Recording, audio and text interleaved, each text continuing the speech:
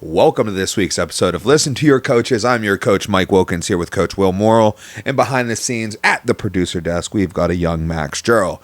This week, we're going to recap the UFC pay-per-view that just passed, UFC 316. Is that correct? Tell me that's the right number. And then we're going to talk about other stuff, too. Hopefully, you guys find it interesting.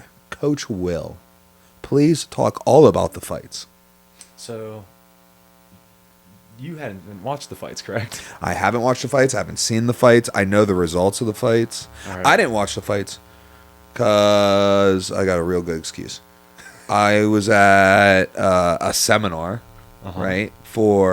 It's like a kind of a judo-ish seminar. It was J-Flow. Super sick seminar. So sick, I took it twice in 1 week. That's awesome. I did it Saturday night in Youngstown and then Sunday morning here in Pittsburgh at Stout, PGH. It was hosted by the Mat Factory. Isaac Greeley brought him in. It was just a terrific seminar. Saturday, the focus was primarily on like foot sweeps, which was so awesome. And I did it with Danny, and we loved it. And then the next day, like I said, we're at our gym, and Isaac, myself, and him are talking about what to go over to the day, and he's like, "Oh, yeah, I'll do different stuff." And I felt like he was doing that for me because I had already seen the foot sweeps, and I was like, "If I'm gonna be 100% honest, I think if you repeat last night's seminar, I think the group we have is that they would benefit from that like tremendously. I think last night's seminar was just like nails. So he repeated it, and honestly, the remix was even better. So yeah, awesome. It was awesome. It was a great time. Just great information. You ever have something in like martial arts or like probably any walk, like other walks of life, you might be able to, but foot sweeps. All right. I'm not great at foot sweeps, but out of everybody I know, I'm the best at foot sweeps, Yeah. But the thing is with me, with foot sweeps is whenever I'm doing them, it's like I have a few that I really like. And whenever I do them, like, do I hit them every time I attempt them? Absolutely not. In fact, I'd probably say I have less than a 30%, maybe even less than 30, maybe even less than 20% success rate on when I'm like, I'm a foot sweep this dude, right, and actually foot sweeping them. So I was like, I don't know why. When it works, it works. And when it doesn't work, why it doesn't work. Like, I don't know why. Like, I just go here, I do this movement, and it either works or it doesn't. Yeah. And I was kind of like talking to J-Flow about it. And I was like, yeah, because he had mentioned his favorite slide by. He likes to go over tie collar, slide by to a foot sweep. And I'm like, that's my favorite. Like that's the one I do. And then I was like sometimes like I just like if I'm thinking about it, it won't work. Right. And if I just like when I'm not even planning on it, like someone collars me and I just rip. Like I'm like, that's when it works. And I'm like, but dude, like I don't know why. And then I kind of explained what I did. And he was like, oh, you should wait for this because of A, B, and C. And I was like, dude, like, so I was doing this move. I've been doing it forever, and it would occasionally work. Yeah. The way that, like, I would, like, explain, like, what I was actually doing. Imagine you're playing darts, right? And you throw 100 darts at the board, right? Odds are, like, 3 of them are going to be bullseyes. Right. Yeah, you don't even got to be good, right? Yeah, you're just like, but there's only so much spot. Monkey at a keyboard. Yeah. Boom, boom, boom, boom. A broken clock, right? Yeah. I'm right twice a day, right? But I didn't know why, and now I know why the move works and stuff. So, I'm super excited about that. That's awesome. But because of that, like I said, the Saturday night seminar was in Youngstown. I ended up not getting home till like 11:30, like with the whole family, kids and everything, putting them to bed, like getting them in the bed and settling down. So by that point it was midnight and I was like, I'm not ordering these fights. Yeah, dude. Yeah. So I didn't watch any. That's very fair. And also I'm going to want to pick your brain about foot sweeps because that's my favorite takedown aside from a good right hand. Right. But yeah, so to be honest, you didn't miss out on too much. I would say this was like a mid card, right? Mid. There were some good things, there were some bad things, and a little bit in between. So it's not like, oh, dude, you missed out on the card of the century. So I'll give you a quick little walkthrough. So we'll start at the top. Merab and Sean O'Malley. So my analysis is essentially this. It was almost 3 rounds of the exact same fight that we saw before, plus a choke at the end. Were there some adjustments? Yeah. Did Sean step through a little bit more and at times be a little bit more aggressive? Yes. But it was essentially the same fight. I think it was more Merab stepping up than it was Sean either doing worse or not getting better. I think Sean did do better, to be honest. But Merab's just that dude. So, congrats to him. I would like to say, whenever you guys are picking Sean, I was like, why do we think this fight's going to be any different? Mm-hmm. And in my explanation for it, I was like, if anything, like Merab has shown improvement in between the fights. Oh, yeah. Dude, picking Sean was absolutely a pick with my heart type of thing. Because, again, he's a skinny striker. Like, I like Merab. It's hard for me to, like, actively choose a fighter against somebody that I like. But I like Sean more because he's a skinny striker, Yeah. And also, I liked his prep for this. I liked that he was, like, really dialed in and less focused on, like, the marketing and the cultivation of his character. The public persona of, Sugar Sean O'Malley. And it just seemed like he's like, hey, I'm going to be a family man and train. And, like, I like that. So, I thought that was a cool way for this second fight to happen. With that said, it wasn't as explosive as I would have liked. But, Merab got it done. And I think the questions are, who's next for both of these guys? I think the Merab one is pretty simple. It's going to be Corey, right? Yeah. I think everyone wants to see that fight. Everyone, I think, is getting behind Corey now. And did you see the clip of the two of them, like, talking? Yeah. Oh, yeah. I saw that clip. Mm-hmm. I like that. I really like that. So, like, yeah. Like they were like they were like friendly bantering. Yeah. You know what I mean? They're like, oh yeah, we're gonna do a little social. Like Merab was like, I like your videos, and like everybody also knows Merab does hilarious videos too. So Corey was like, oh yeah, we're gonna do a social media like little war thing or whatever, and Merab was like, I'm going on vacation. And Corey was like, I'm going for a run or something. But he's like, me too. And but I'm going to run. One of them said like, oh, I'm not going to. Oh, no, that's right. Merab was like, I'm not going to run. And Corey's like, you're lying. Yeah. Like, I'm not going to run. It's cool to see that because, it's easy to imagine these guys who are going to like fight physically. And especially like for people who, like, I know it's normal for us to think about this because like, I mean, how many times have you and I punched each other? Oh, yeah. Like, thousands, Yeah. And like most people don't have that. They're like, oh, if you're gonna punch someone, you have to not like them. It's like, oh, that's not the case at all. And also it's like, dude, Merab and Corey have more in common than like the vast majority of people in the world. Even when like it was like the whole Merab Aljo team versus Sean O'Malley, and they were like hating each other, they would be at the PI like, dang, like I got, like, you know what I mean? Yeah, like, dude, and like you would see them like have like little interactions in which they'd be like, kind of like that guy. Yeah, and there was that picture of Merab and Sean like in the hot tub together. It's like these guys are friends. You know what I mean? Like, I mean, maybe not like friends, but they're friendly. Well, yeah. And they're like, they're... Yeah, I mean, like, for sure, like, you like everything exactly the same as me, I should hate you. It's like, imagine if you just ended up on a desert island and there's 100 people there and one of them also happens to be a jiu-jitsu black belt. And you're like, dude, we're going to be friends. And he's like, hey, man, listen, I know we were scheduled for this tournament in a few weeks, so we should hate each other. You'd be like, no. You know what I mean? Like, we're going to be friends. So it's kind of cool to like see that. But anyway, so yeah, Corey's next for Merab. At least he should be. Dude, what's next for Sean? I think that's a question for Max. What's next for Sean, Max?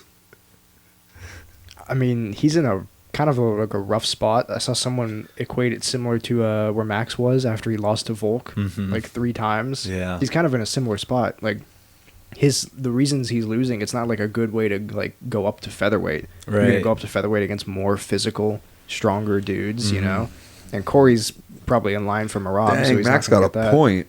Yeah, he's kind of in like a rough spot right now. I think that he should just take like fun fights. I mean, you could do fun fights. I would say take like 9 months to kind of relax, and work on some stuff, and then come back against someone. I don't know who exactly. What I think they should do then, you made me think of this because you made the Max analogy, is they should do a lightweight, or not lightweight, a lighter weight BMF. Boom, put him in there. Yeah. I mean, that wouldn't make sense. He's not known for being like that kind of guy. But yeah, I don't know. That's interesting. Yeah, I think, Mike, I think you're right. I think he should just take the big money fights. I mean, either that or he drops down the gatekeeper. You know what I just thought someone else takes the title. What would you say to a season of The Ultimate Fighter with him and like Cejudo? Nah, I wouldn't be interested in that, to be honest. I would. I wouldn't watch it, but do you think that people who it. watch Tough would be interested in that? More, I mean, I would say at least as much as they are with Chael and DC. You know what I mean? I mean, Chael and DC aren't even going to fight. Yeah. Yeah, they've been like recording. There's current Tough coming out right now. Chael and DC are the coaches. Oh, I didn't know that. Yeah. Oh, wow. Yeah, I did know that, and I'm interested in that, and I still haven't watched it. You know what I mean? But Is it out? Yeah, I think it's coming out like currently, like right now. Oh, I think they're on like what's it on? I don't know. It's probably on ESPN. ESPN Plus. Yeah. Or Fight Pass or whatever. Yeah. Okay. Yeah, if I were Sean, I'd be like, listen, just go after the big money fights. I think he should either get online and start talking mad shit to someone for whatever reason, or if he does what Max was talking about, he chills for 9 weeks. If Corey loses, go after Corey and try to steal some of that clout. Sean versus Song Yadong. That's what I want to see. That's a fun fight. I don't think it's particularly marketable, but very fun. Okay. What's a more marketable fight for Sean? Now remember, you don't want him going up to featherweight, right? Correct. Dude, I don't know. Oh, dude, you were joking earlier, but you were like, dude, if Pantoja comes up, Pantoja against Sean would be very interesting to me. Yeah, but why would Pantoja come up not against the champ? Right. Yeah, it doesn't make sense. So it doesn't make sense. I don't have a good answer for Sean, if I'm being honest. I was just looking at the rankings, and I see Song at number 5. I think stylistically, that's what stylistically that looks like. Yeah, an entertaining fight. You know, get him back on the horse. Mm-hmm. I'm with you. I'll go Yadong then. Yeah, Yadong. Right on. I mean, you don't want to put him against. So Peter Yan's already going against Michael McGee. They fought, or Marcus McGee. I'm sorry. They fought already. Anyhow, you don't want to put him in there with Umar. No, that's not going to stylistically be very fun. Well, I think it'd be a fun fight. But Yeah, I don't think it'd be. It's not what the UFC wants. They want Sean to win. Yeah, I think you're right. I think you put him with Song, see what happens. That'd be cool. Okay. So, next fight. We had Juliana Pena. I'm dying over here, dude. I can't stop yawning. And you know what sucks? I realized this the other week when I talked about it on the pod. Is like, I think I find you more funny, or like various things that you do funnier than other people. So we'll just be sitting here laughing. Everyone's like, "What are they Where's the laughing joke?" about? Yeah, it's like I missed the joke. Oh, but anyways, so Pena lost, right? Which thank God. Dude, I don't want to be a hater, but I'm about to be. In my opinion, Juliana Pena is one of the least skilled UFC champions that's ever existed. Okay. Yeah. And I'm sorry that, like, there's no way to like soften that statement. I have no problem with her, like, personally. Like, I don't know anything about her really, but like, I can't stand her style of fighting. I can't stand her. Max and I were talking about this beforehand. Her stance, it's like that low crouch. It's so far, like, her center of mass is so far forward. She can't put any like heat on real punches. Her elbows are out. It's just like, it's not good. Dude, it just really bothers me, man. So yeah, it was cool to see Harrison go and get that win and get a finish. Pena got on Instagram and was like, yeah, like, I'm glad that Harrison's gonna fight the GOAT now. I call dibs on like whoever wins. Like, dude, no, like, go fight someone else. But anyways, the fight, it was exactly how you would imagine it to be. It was, whatever, stand up, and then Harrison took her down. What was our take on this fight last week? Like, what were we saying was going to happen? I think we all said exactly what was going to happen. Was there any question about, like... Oh, yeah, no. Max said that Harrison would gas and lose. I said that she could. I did say that I hoped Harrison won, which, again, I'm very happy she did. Okay, you did say that. I think there was like, well, how is she going to look in like the 4th round? It was the weight cut. It's the fact that the she weight has to cut so much go weight 5 rounds to get there. And I think someone said this fight ain't going to the 4th round, dude. Yeah, like, that's how I kind of hoped it was going to play out, and it did. Again, like Will said, Pena is like actually not. She just makes me unhappy to watch. Yeah. Yeah. And it just sucks, It's the same thing with her trash talk. I said this to someone during the fight. It's the same thing with like her trash talk. It's not the kind of like Colby Covington trash talk where I'm like, I hate you because you're saying like, because you want me to hate you, and it's like, right. No, she's not even a good heel. I would just rather you just not be in front of me Yes. right now. It's I would just rather more just not appealing. be here. Right. Like, yeah. So what you're saying is like you're not watching her fights. Like so Colby Covington, like the goal there is for you to hate him so you watch his fights to root against him. Yes. Whereas you're saying with Juliana Pena, you would just rather not watch her. Yes. Yeah, I Precisely. You know what I mean? Rather like I'm not she watching not- your fights to watch you lose because like I want you Right. to lose. You're not that heel. Like I just don't want to watch you. Yeah, dude. I hope she goes on to have an illustrious career and wins a bunch. Like, I just don't really want to watch, man. Well, okay, so I'll just wrap this up. So one of the things that I say a lot during classes that I'm teaching is I'll be like, "What's rule number one of striking?" I love doing this when there's new people there. It's gotta look cool. They always think I'm gonna like say something like technical.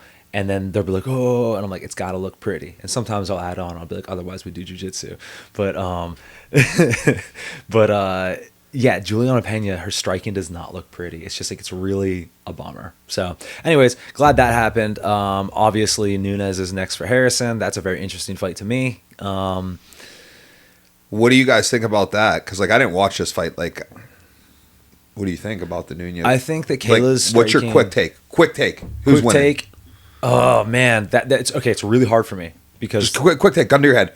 Say a name now. Harrison, Say a name now. Nunes. Okay. I want you to be right. I want to watch that fight before I put a gun to my head. So here's why though. So Harrison's striking did look better than it did before, but but it wasn't like good. And Nunes cracks and is like has good striking.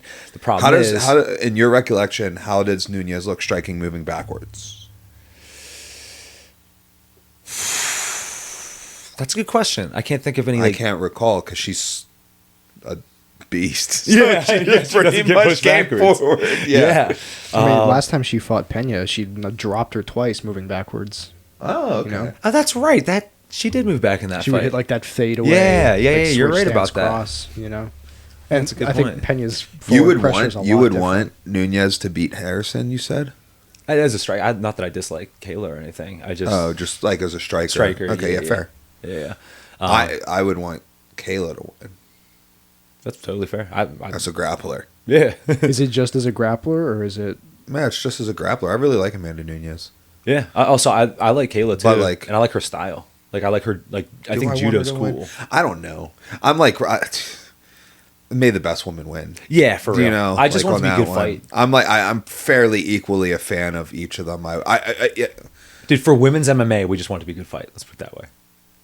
Yeah, I would really like it to be like a historic fight Yes. for the growth of women's MMA. That would Yes. definitely be beneficial. Uh-huh. But yeah, But- well, okay. Yeah, All right. let's move on. So the fight before this, it was Gastelum and Pyfer. All right, dude. The first round, it goes exactly how we imagined it. 2 knockdowns in the first. Yeah, Pyfer just has that nuclear right hand. And one judge gave it a 10-8, but 2 judges gave it a 10-9. Yes. What would you have scored it had you been a judge? It's hard, man, because he legit dropped him twice, but also Gastelum didn't look like he was like about to be out. You know what I mean? So it's right on that verge where I'm like, I could understand it. I could understand the argument either way. But the problem with Pyfer is that he didn't really set up the right hand. He just like got good position, planted his feet, nice, fast, crisp, boom, cracked that kind of like, it's not like full on overhand, but it's not a straight punch either. It kind of, that like Fedor-ish type, has a little arc to it. And just, he dropped him twice with it and then just got addicted to the right hand. And you'll see the total strikes, dude, super, super low. Dude, And then- that's actually what I wanted to bring up. So, like, as we know, I did not watch this fight, but, like, Pyfer is a striker for Yes. sure, right? And Calvin, I feel like he's like a volume boxer. Am I off on that? yeah. With, I'm- he's like an inside, like, Yeah. I think that's a fair assessment. right? So, like, does it shock you that there were only 92 strikes landed in this fight? Yes, over in a especially- in a fight that went 15 minutes. Yes, and because it's 15 a fight that went 15 minutes and there was one takedown. exactly. So let me explain it to you. So That counts Gastelum- ground strikes too. That counts. Yeah, for ground sure. strikes. So Gastelum, got dropped twice in the first round. He's basically just surviving, right? Understandable. You don't get a lot of strikes off. Pyfer's walking him down. Didn't land many strikes, but the ones he landed were significant. Cool. That's a totally acceptable round. The second round, it was a lot of Gastelum just like dancing on the outside, and Pyfer just like walking forward, but like not really using anything else. He's just looking for that right hand. And it's like, dude, if I were in Pyfer's corner, it's a very simple tactical change to make. It's like, hey man, don't just look for one punch, start touching him. And because Pyfer puts so much into that right hand, he gets out of position, and it's like, you have to, it takes a little bit longer to throw. I'd be like, dude, conserve your energy. You've only got like 2 or 3 of those in a round. So just start landing jabs. Like just start touching him. And then like it'll present itself. But he didn't do that. He just followed him around. And so the second round was very boring. Gastelum was just dancing. Pyfer was following him. Strikes were probably relatively similar. And then the last round is basically the same thing, but Gastelum got more and more active. And that's why, as you saw, 1 or 2 of the judges gave him that third round. So, yeah, I mean, overall, pretty disappointing fight. I would like to see Pyfer, step it up against the higher level competition and like throw more volume, because I find him to be at the very least very interesting because, dude, nuclear right hand. But this fight was slightly disappointing. So Max, can you pull up the rankings for us and see what I think would be best for Pyfer next? So that was middleweight. They came into that. Was Pyfer ranked? No, I don't believe so. Yeah. Was Gastelum? No, so that was a completely unranked fight. Yeah. All right, cool. Roman Kopylov, that's a fun fight. Although he's booked, right? Kopylov. Yeah, Kopylov's fighting Costa at the end of the month. Oh, that's fun, actually. That's real fun. That's it, international fight. Renee DeRitter is still 13th. That's wild. I mean, I guess he beat Bo, who was unranked. That's true, actually. Oh, dude, I'm not seeing any fights that... Kopylov would be the most fun, in my opinion. Dude, Pyfer and Izzy. Book it. Oh, dude, that's going to break my heart. But I see what you're saying. I could see them doing that, but I couldn't see No, dude, 4 to unranked, they're not going to do it.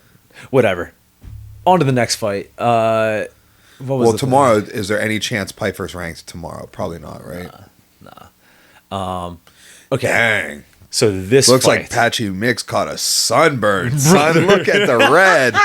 Holy smokes. I mean, in this picture, so did Bautista. But, dude, why do they do that? Yeah, if you look at the gas, it shows where they're trying to. So what we're looking at is on the. Is this the UFC website or the ESPN? So on the ESPN website, when we're looking at the card, like that has the results, we can see like the total strikes and all that stuff, takedowns and stuff. I see. You see a photo of each fighter, like kind of like a face-off, and it's their whole body. And it gets shaded in, and the darker red an area is shaded in is the area in which they're saying they accumulated the most damage. Dude, I didn't even realize So right now, that. Patchy Mix is like a red criminal. yeah, and that is accurate. So whereas Bautista, his head is slightly red, his shoulders are orange, and then it goes yellow, kind of demonstrating that he didn't take much damage as in comparison, right, on the way down. So okay, if I would have been like Mike before this fight, how do you think it's going to go down?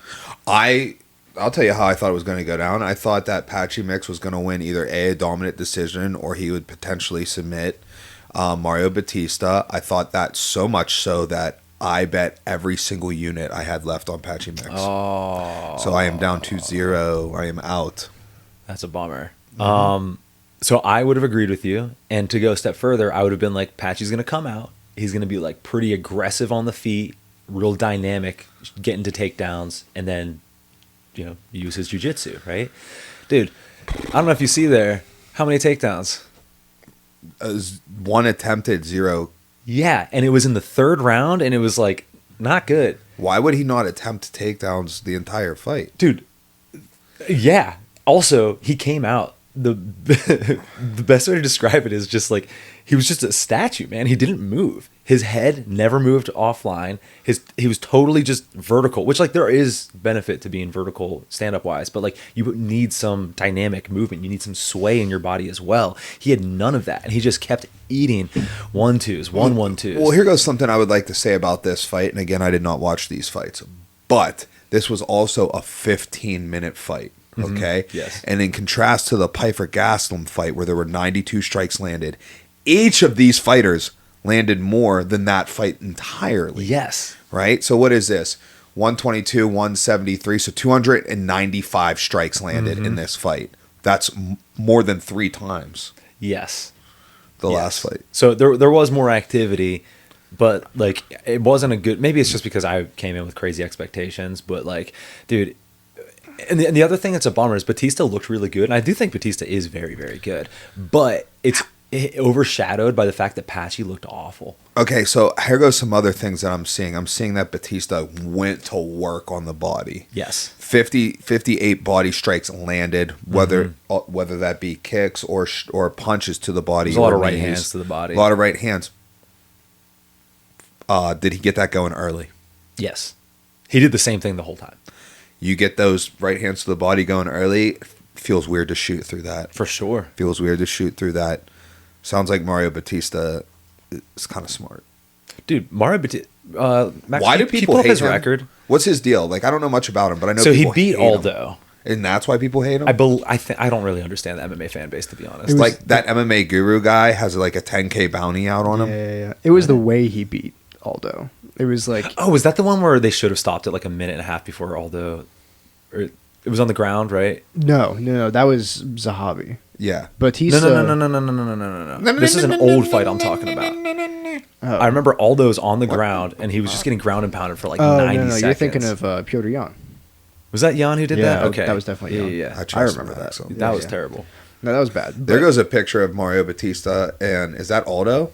Who's that bald dude he's on his back of? No, that's Brian Kelleher. Look at Batista's record, bro.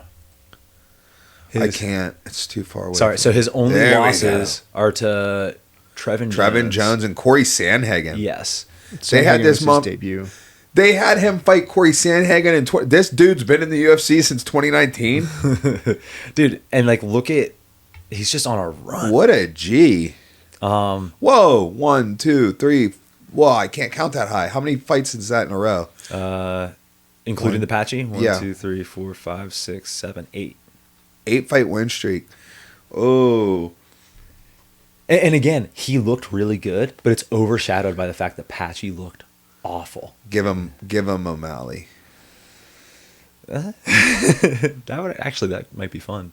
But yeah, that's pretty much all there is on this fight. I think the only one who might be more devastated than you, bro, Lance. Bro, I don't even know if we can talk about it. Let's not. He put many units on, bro. He's still up though. Did you see he texted us? Oh yeah, so Poland is currently he's plus. He's in the positive, which is probably why he was able to text us today. Yeah. But Poland is up 11 units, so he's got a total of 31 units and maybe some change in there. But he took 10 units on Patchy, dude. Large units. Max, dude. Yeah. Like pole ants units. Pole ants units. Wow. Was it 10 or 20? Like 10. It was 10. Okay, it was 10. He might have a hit out on Patchy now. Bro, he almost had a hit out on himself. He was like, that's it, dude. I can't. He's like, I'll never recover from this. He said, I'll never financially recover from this. What's that from? It's from Tiger King. That's it. Yeah. So, anyways, enough of this fight. Let's go on to the next one. I had a question for Mike before we move on here, because he threw out, he was like, give him the O'Malley, right? If you're the UFC here, and Patchy just did, I know you didn't see it, but it was like an all-time bad performance. Yeah, if it just happened like that, if you're the UFC, do you try and like salvage him as a world champion, or do you just like sell him out to someone like O'Malley who can add a good like name to the resume? No, they sell him out and they go, this is why we're better than the PFL and Bellator. Yeah, probably sell him out. Here goes the thing though, like people came to his defense, like Merab came to his defense. I don't know if you've seen any of the post-fight stuff. But yeah, Merab came to his defense. Merab said that he thinks Patchy Mix will build back. He said that if Patchy Mix takes your back, he can make a phone call to his family. Yeah. And this is the champ. So why was I so high on Patchy Mix? Well, because I heard people like Merab and Aljo talk about, and some other, Damian Anderson, talk about how good he was. They're like, dude, Merab's like, he's my he's my toughest sparring partner, and stuff like that. And also the success in the other organizations. Yeah, success in the other organizations. But like, you know what I mean? You're telling me like Merab and Aljo are like, yo, this dude's champ level. Like, you know what I mean? So, is it octagon jitters? Is it that right hand to the body? And like, I don't know. Yeah. Like sometimes, like if you can't get your shot going, sometimes that's it. It's done. Yeah. Yeah, it was an unfortunate fight. I mean, I have moments like that now where like I just like, dude, like I just cannot get my shots off. Talking about like in grappling, obviously, where I just like I can't pull the trigger on these shots. And I'm like, dude, the older I get, and I'm not saying this is an age thing because it's definitely not for him, but the older I get, I'm just like, dude, like I just like what it takes to like get one in there. I'm like, it's just not in me today. Right. You know, I used to say that about blast doubles all the time. Like, if I'm going to bury my face in your chest and blow through you, like, I got to be in the mood to do it. Yeah. Like, I can't just come off the bench and, like, just, like, rip through you. Like, we got to, like... And also, it's like Pyfer's right hand. You only got a set amount of those in a round. Yeah. You know, like, you can't... It's not like you can just spam blast doubles the way Merab, you know, gets in on his takedowns.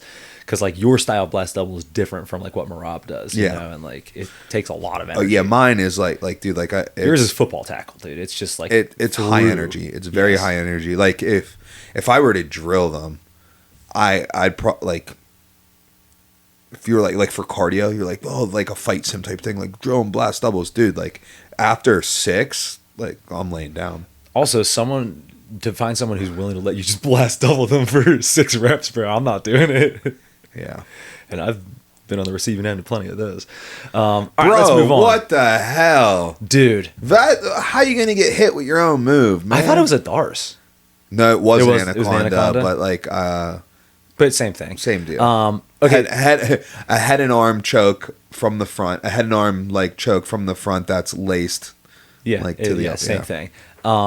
So, dude, Holland is just a bizarre dude where, like, he at 170 is just a killer. At 185, less so. But then he, like, folds under certain fights. Yeah, it's a weird thing. But the most notable thing about this fight is, how long did it go? 6 minutes and 3 seconds? Yeah. For roughly 5 minutes and 52 seconds, Holland wouldn't shut. Like, not even just, like, saying one or two things. Just, like, stream of consciousness just wouldn't shut up.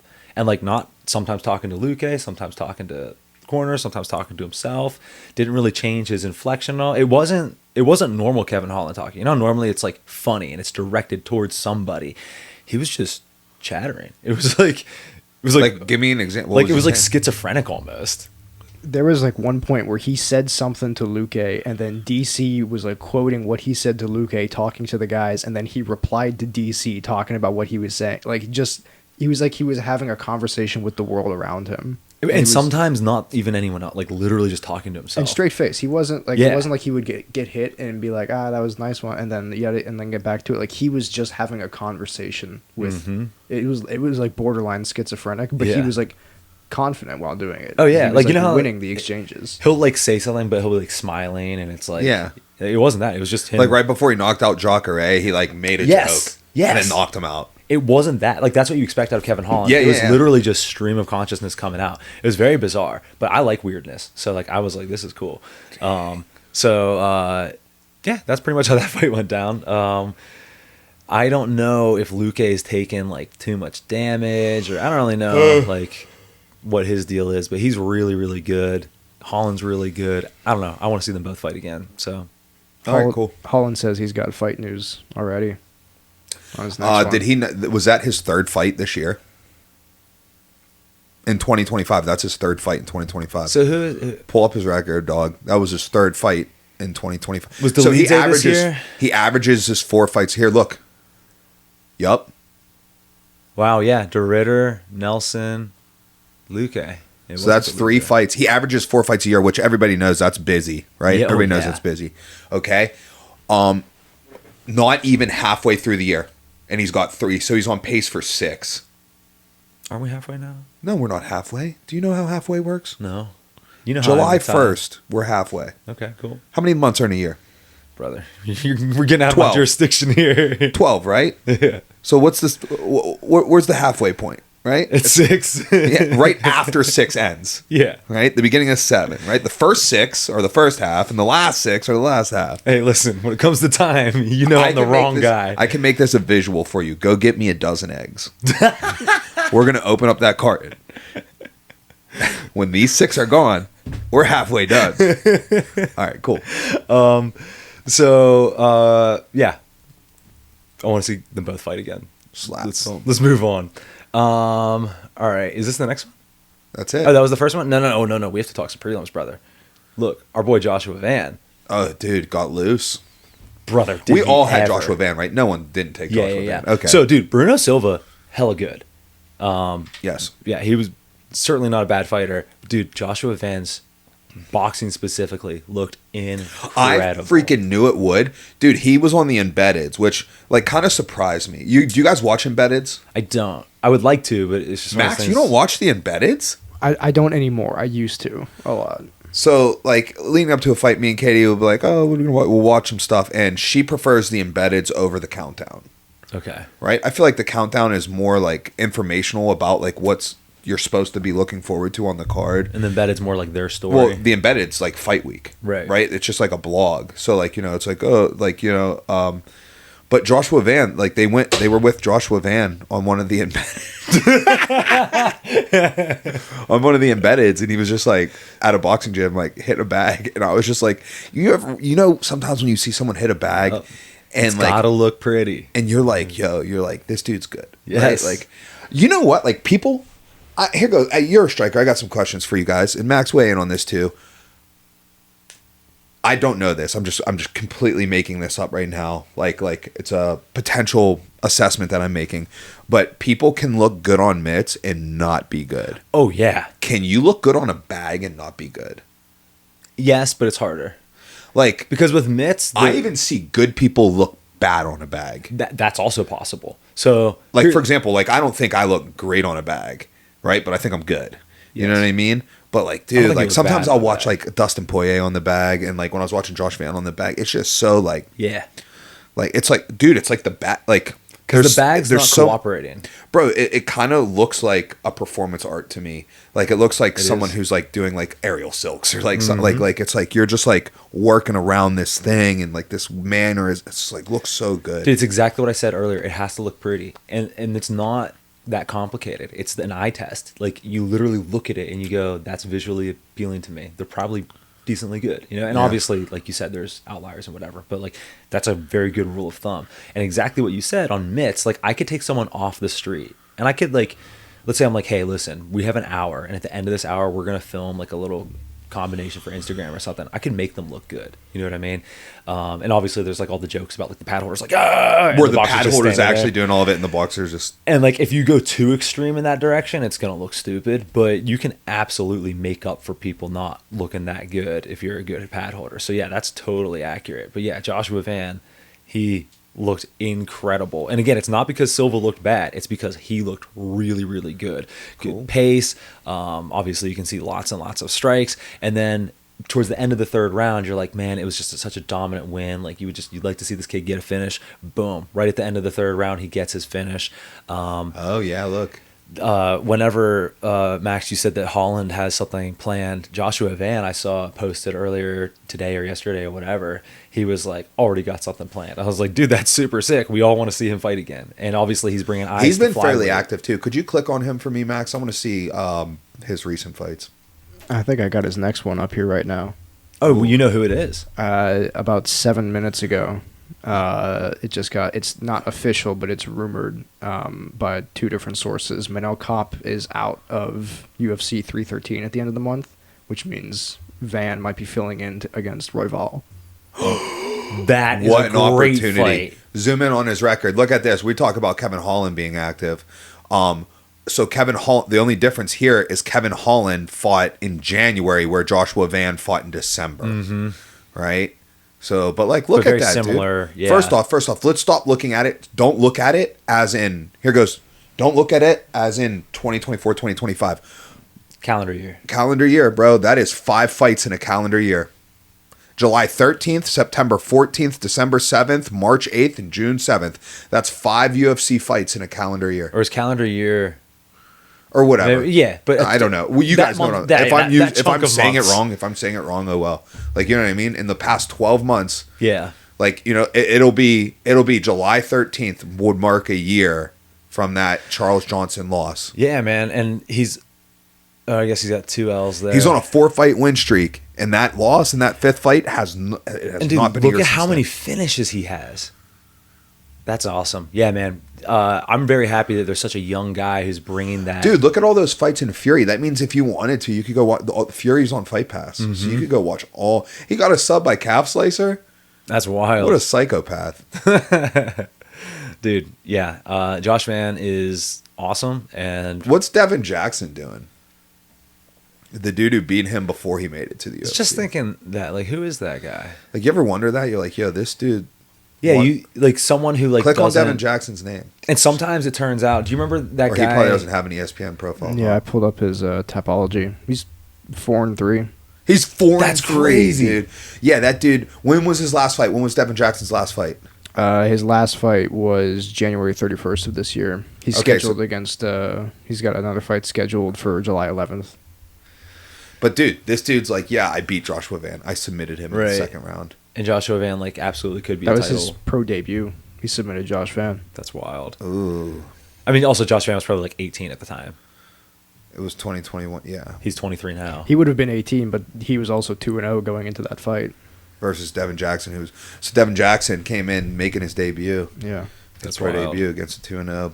That's ballsy. It's always fun when we look into people's records, whether it's someone that you like forgotten about. Like I remember we looked into is it Thiago Silva, the guy who fought Lyoto when they were when they were both undefeated, and we were like, holy shit, he's still like fighting and like doing stuff, and like you like find out all the stuff that's going on. And then also there's situations like this where you're like, wow, that guy must be awesome, and he's 4-3. Not that he's not awesome, but you know what I mean, like you just wouldn't expect that. It didn't track. And then there's also things like there's a guy who knocked out DDP who you're like, oh, I wonder who this guy is, and then he just like starched some Russian dude in one not that long ago. So it's like it's always interesting to see like what. We watched that. Yeah, like what those people are up to. But all right, cool. Are we done with this card? Not quite. What else do we got here? So Joshua Van was awesome. That fight was okay. Chaos. Andreas Gustafsson versus Chaos Williams. I actually did watch this fight. So, dude, that was wild. I was eating dinner after the seminar. We went to B-Dubs, and this fight was on. Oh, sick. So I didn't watch it though. You didn't? Did you watch it? It was on. Did you see like a 30-second chunk ever? Yeah, you saw it. It was the same thing. It was just Gustafsson. Dude, did you hear some of the stuff that Gustafsson was saying? No. He was like, yeah, I'm probably the least technical fighter in the UFC. I'm just here to go forward. He's like, I don't watch film. He's like, Vikings didn't watch film. They just like got off the boat and went berserk. And he's like a Swedish dude with like Viking tattoos and stuff. And boy, oh boy, did he do exactly that. Apparently he's got a big Greco background. Vikings didn't watch film. What a dumb thing. I know, dude. It's so stupid. It's like, dude, do you did think Vikings use scouts at all? Well, even if they did or didn't, it's like, do you think if they had the option to watch film that they would have? Yeah. Do you think, given information, they'd be like, no, don't tell me. Hey, guys, I got this information that's going to make this job way safer and easier for you. Nope. Don't tell me. Right. Don't want to know. Would like to stack the cards against me. But yeah, he's a psycho. And that fight was representative of it. Hold on, go up there. There was some other stuff that's interesting. There was that 205er who I'm like, he could actually do some things at 205. Like, he actually looked pretty decent, which is rare for 205ers. So, interested to see. Is he 15-0? Yeah. Mirzakhanov. Yeah. He's interesting. He actually looked good. So, that's a rarity at that weight. Go down. Mike, did you see the text that I sent out during the fights at all about heavyweights? No. So this is the fight where I texted it. I said heavyweights should have to take EPO. Oh yeah. I saw that. It's just so shitty to watch these dudes who are like professional athletes and they're just so tight. I mean, I get it, man. They're big. I get it. I don't have great cardio myself. I shouldn't be talking shit, but I'm also not in the UFC. It's just so infuriating to watch these dudes just be so gassed out. And this I mean, like, here goes the thing. It's like the product. You know what I mean? Like, yeah, maybe they should fight shorter rounds. Dude, straight up, fight shorter rounds, make them take EPO, or just put them on the early prelims. Like, you know what I'm saying, dude? Yeah. Like, there's legitimately like a handful of heavyweights that I think are worth watching. And if they're not in that handful, let's just not. So I told one of my buddies I was watching it with, the EPO thing you said, and then like 10 minutes later, the Mark Kerr commercial comes on. And he's like, this is what I mean, man. Like, we should just have separate rules for heavyweight. Yeah. 205 down, keep it the same rules, but heavyweight, it's like you should have to take drugs. Yeah. You should be fighting one, like 3-minute rounds. one like 5-minute round, just see what happens. You know what I mean? Yeah, that's not bad. Soccer kicks, knees to the head, whatever you want. Like, it should just be a different type of fight. I think round 1 should be MMA. Rounds 2 and 3 should be slap fight. What's it called? Power slap. Power slap. Yeah. That's the time. That's the shootout. That's the tiebreaker. Yeah, it's like overtime. It's like it is like a shootout, It's like listen, in hockey. if you haven't caught each other yet, you won't. So let's just make it happen. Yeah. We all want to see who's got a better chin anyway, so that's hilarious. Maybe that's the use of power slap. But anyways, go down. I think that takes us then to that fight, and then go down. I didn't watch any of this, so we can just keep it moving. We're done. So You didn't see Ju Sang Woo's knockout? I did No, not. tell us about it though. Oh, he's a. I'll pull it up here in a second. He's a Korean Zombie protege. Ooh. Sick. 9-0 now, and like in the. Did he like, serve his military time yet? I don't know. He's. I'm 'Cause not that's sure. gonna I be a forgot bummer. about that. That's going to be a yeah. bummer when he gets into title contention, and they're going to be like, you know what? Do Yeah, your 2 you're out for a years. year. He's Oh, it's 2 years. 31. I don't know. Interesting. I don't know if it's 2 years. I just said that, but I do. I mean, even a year it takes. That's I'm pretty sure it's at least 2. But anyway, he's a Korean Zombie protege, and over in like the Eastern Asian circuit, he was being referred to as like the Korean Conor McGregor, and he came in and we were watching him, and I was like, okay, he kind of moves like Allberg. He uses a lot of that lead, like that kind of like that long hook. Yeah, that long type thing. Just staying real long, just like backing up, good angles and everything. And like 30 seconds in, the dude rushes in and he just kind of shows it and then just turns over the shortest little check hook, and the dude was like stiff face plant. Wow, Crazy. Hold up. Allberg style, but Pull it up. Find actual it on finishing Reddit. abilities. That's cool. What time is it? We should start moving on to the next subject. 2:15. I am exhausted, guys. Okay, we're about to watch the video right after this ad. This ad is for a Google Pixel 9A. Hold on, starting actually, that's at something to say. $30. This Does we're reading Chansung the Jung- sponsorship. Is his like? Does he train in the States? Like, did he move here, or are they still in Korea? They're in Korea. Oh, okay, so he will have to do the service then. Well, I don't know that. Oh, Oh, my lord! Wow, exactly. I want to see it again. Exactly what Max said. That arm's just kind of out and just whips on. Look! Wow, Beautiful. that's nice. Beautiful. And it's such a tight hook. We were watching it, and I like saw it land, and I kept waiting for him to like, you know how you get flashed and you wake up? I kept waiting for him to wake up, and just the whole way down, I was like, he's not getting back up. Yeah. Well, I think that right hand afterwards helped keep him out. Wow. Beautiful. Textbook. That's nice. That's a great example right there. And I my say man Keith Peterson. Yes. No nonsense, baby. Dude, he was a cool ref. Yeah. I like having him. He reffed some of my fights. He refed that fight that Brody had where the fire alarm went off. Oh yeah. Was he like? Who gives a fuck? He didn't address the fire alarm at all, but what he did do, he was like, he told us afterwards, Brody was crushing this kid with knees, and one of them, he was like, that's low, and like I was pretty sure it wasn't, but I wasn't gonna like fight him on it. I was like, no, it wasn't, and he was like, and I was just like, all right, I'm gonna let that go. And in the second round, Brody finished him with knees, and I forget if it was me or Brody, but someone was like, hey man, like, you know, that I don't feel like that was a low knee. He's like, yeah, I didn't see, but I just had to do something. I was like, all right, dude. Right. But on. anyways, yeah. So there was some other important UFC news. Yeah, so they're launching Jiu-Jitsu live event series. They're using like a pit. Mm-hmm. Okay. It looks like it's circular. I think it's octagon shaped. Is it octagon shaped? I'm not sure, but that's what I imagined. I mean, it's definitely at least octagon shaped. It looks a little circular. Also, it's less angular at the bottom. So like in the pit, It's a bowl. Yes, that's a good way to describe it. It's more like a bowl than it is, you know. Right, and I think they had to do that because I think Craig Jones got Sure. a patent on having an angle wall. He does. Like, is that crazy that you can patent that? No.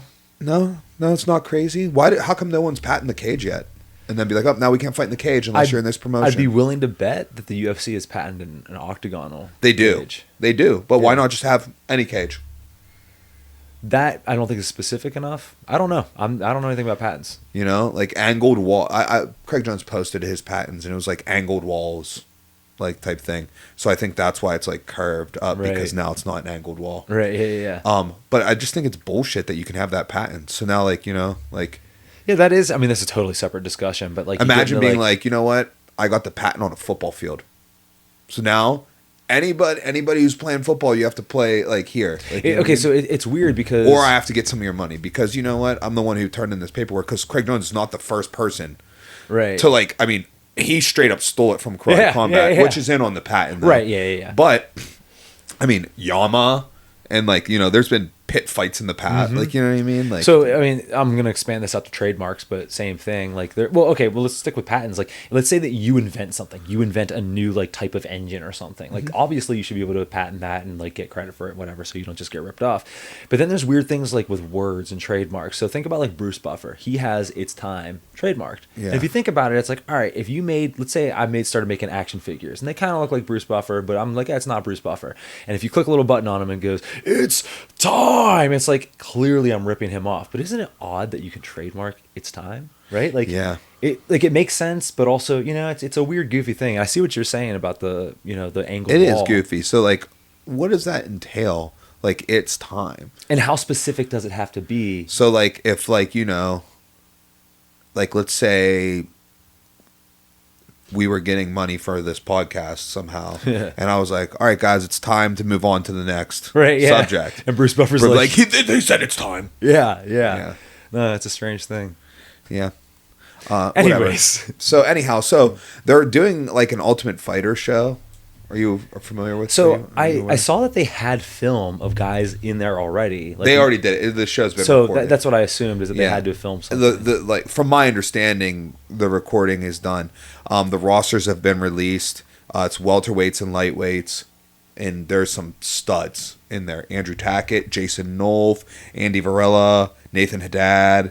Those are some welterweights. Mikey, I saw was a part of it. Musumeci. Yeah. And then lightweights, it's like Gianni Grippo.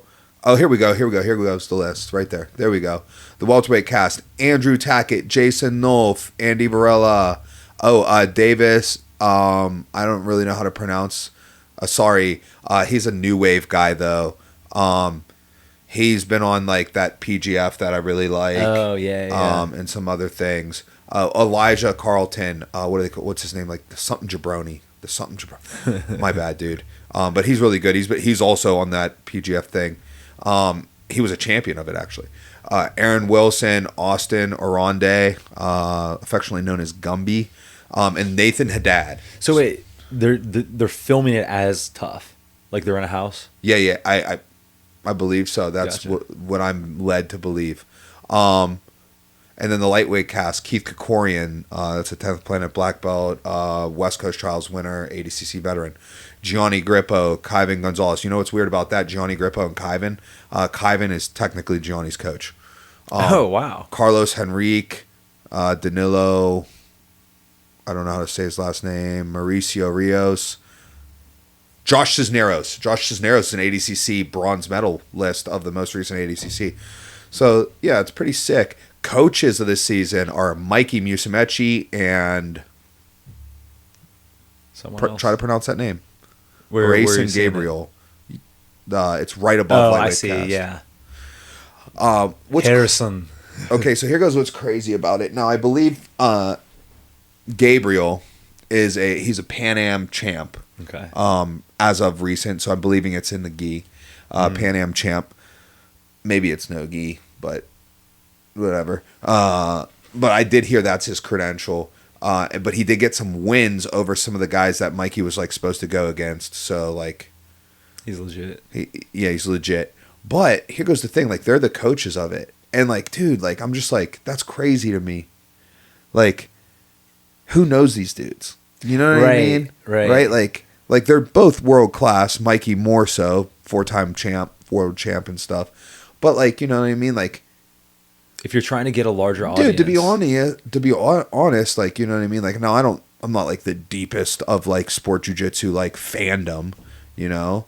But like, I don't know who this guy is, right? You know, and I know Keith Krikorian, Gianni, Kyvan, Carlos Henrique. I know Josh Cisneros. That's 5. Tackett, obviously, Nolf, Varela, Davis, Elijah, Aaron Will. I know the entire welterweight cast. So on the cast, like offhanded, like I've watched matches and remember matches of everybody on the cast save 3 lightweights. You know what I mean? So what is there, 16 people in the cast? So 13 out of the 16 I am very familiar with. And if there was a UFC of jiu-jitsu, all of them would be in it. Yeah. You know what I mean? Like so. Well, maybe there is now, and they are. Well, no. Oh, I guess, yeah. I guess This, it's the Ultimate do Fighter. you consider people who are on the Ultimate Fighter Right. in the UFC? Yeah, no. No, exactly. And I think that's what's a little weird about it is because there is no UFC BJJ roster yet, right?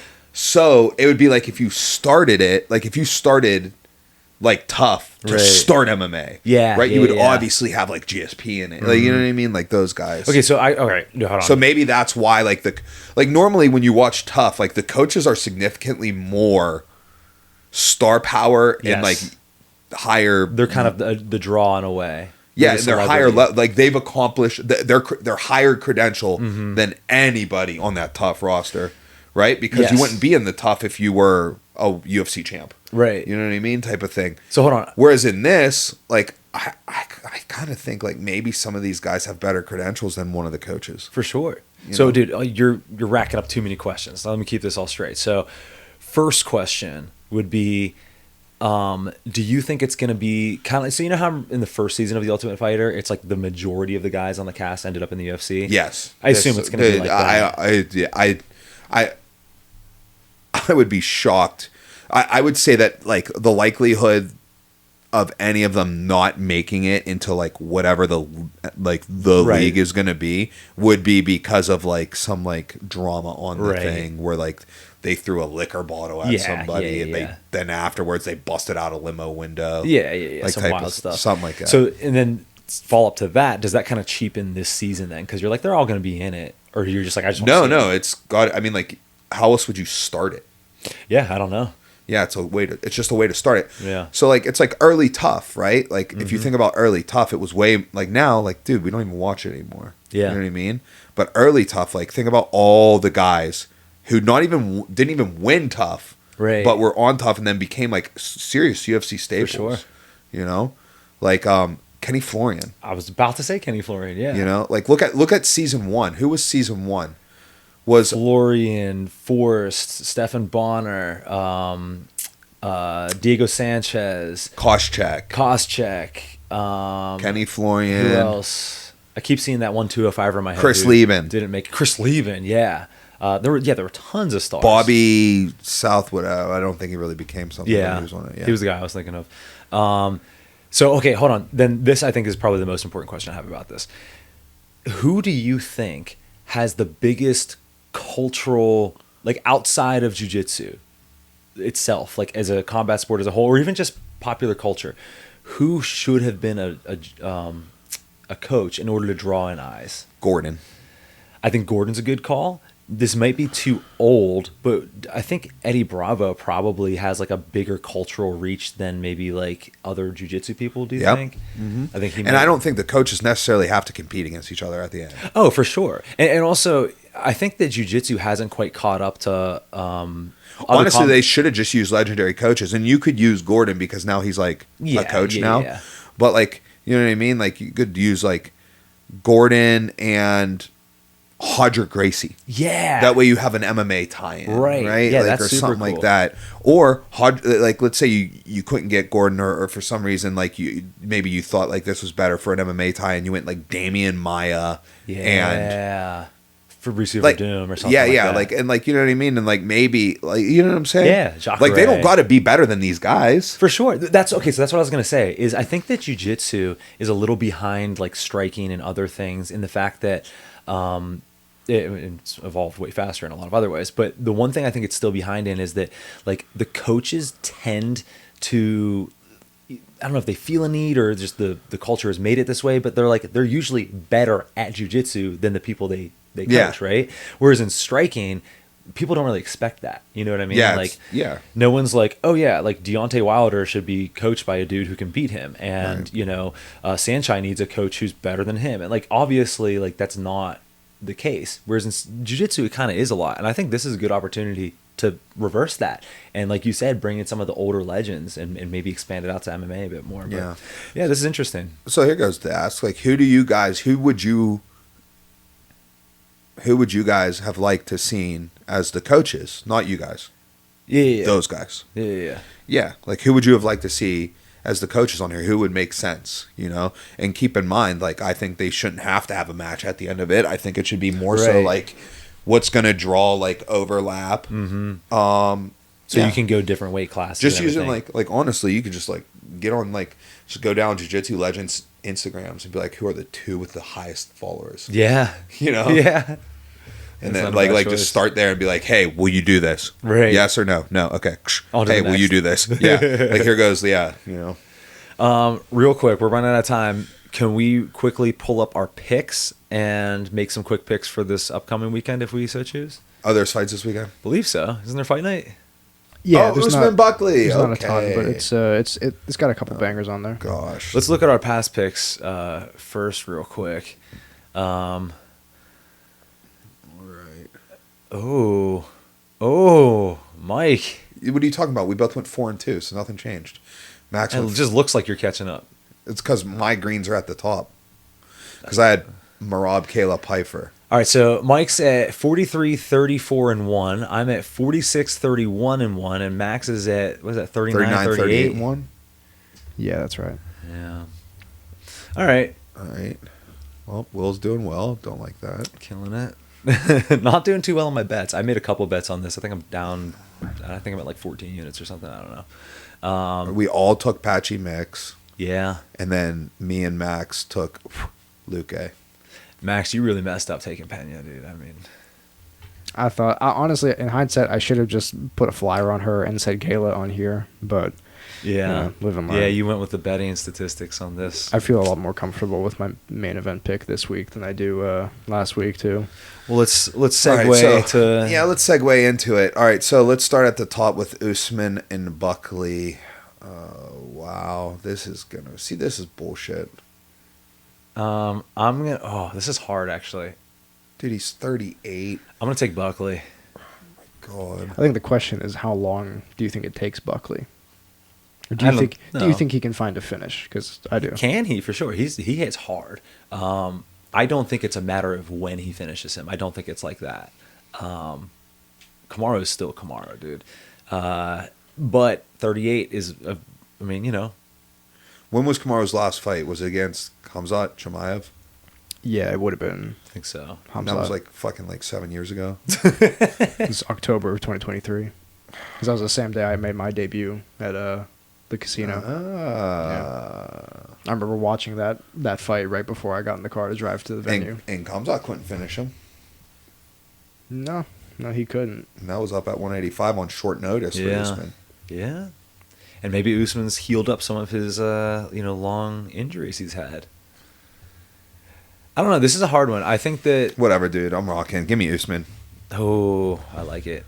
I'm officially in for Buckley, but I think it's closer than people think. Max, who you got? I'm taking Buckley by TKO. Yeah. All right. Who else we got on this card? Rose and Miranda Maverick. I'm going Rose. I will also go Rose. Yeah, we all got Rose there. Yeah. All right. This is an Edmund interesting Shabazian versus Andre Petrowski. That I don't know, actually. I might go with the underdog. I'm going to go Petrowski. Yeah, me too. I'm taking Edmund. That's not a bad choice. All right. I'm going Cody Garbrandt. Of course I'm going Cody. Yeah, we all got Garbrandt here. We want to stop there or we want to keep going? There's not much else that I think is really let's worth stop there. betting. Let's stop There's there. a couple fun fights here. This is that kid that we talked about a couple weeks ago. He's 22, 6'3", middleweight, real good. This actually looks like it could be one of those low-key banger cards. Where we learn about people. Michael Chiesa, Court McGee. Shut up. Dude. And Paul Craig is on... All right. Wow. This is actually... Oh, whoa. No way. Chris Matinha. Wow. Okay. This is kind of a fun card. It's got some bangers in there. This is the perfect example of a card that could end up outperforming its like star power. They threw some sleepers in there. Yeah. Go down. There's a flyweight fight. Cody Durden. Interesting. Charles Jourdain. Oh, that's Charles Jourdain. Yeah. But Phil Rowe? Dude, this is kind of a fun card. Yeah, this is one of those cards I'm like, I might want to just sit down and watch the whole thing. When's this start? This is Saturday, the 14th. Is this what time? Prelims at 7, main card at 10. Dude, why would they do that? I know, dude. I'm getting old, man. I can't stay up. Dude, that was the biggest issue I had with this card. This will work better because this Saturday is also Final X. Are you guys aware of what Final X is? I bet Yeah, you explained it last time. Very exciting. Okay, yeah, it's how we pick our world team. So each weight class is down to 2 people left. It's a best of 3 series. They'll wrestle match 1 at like 1, and then they'll do match 2 at like 6. And if match 3 is necessary, they'll do it immediately after all the match 2s are done. Oh, okay. So I was about to ask you like what the schedule looks like. It'll be done before 7? No, it'll be done well, I would have to look at the schedule, but I'm assuming round 2, where there's automatically a round 2, right? Because it's best of 3, so they'll wrestle once and then twice. And the second match is, I'm gonna guess they start around 6. Okay. So 10 matches, that would take like an hour and a half. Get a little overlap. But interesting. Yeah, that could be a fun day of just like watching combat sports all day. It could be a fun day. Yeah, it will be a fun day. Yeah. Not could, will. All right, cool. That's it. We got to wrap it up. Max, you got anything left to add? No, I don't think so. I think we're good. All right, right on.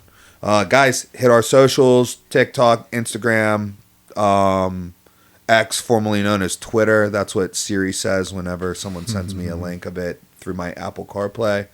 Facebook, YouTube, like and subscribe. Listen to us on Spotify. We're going to work on getting on Apple Podcasts so we can be, normal like everyone else. Hit our merch store. Buy something.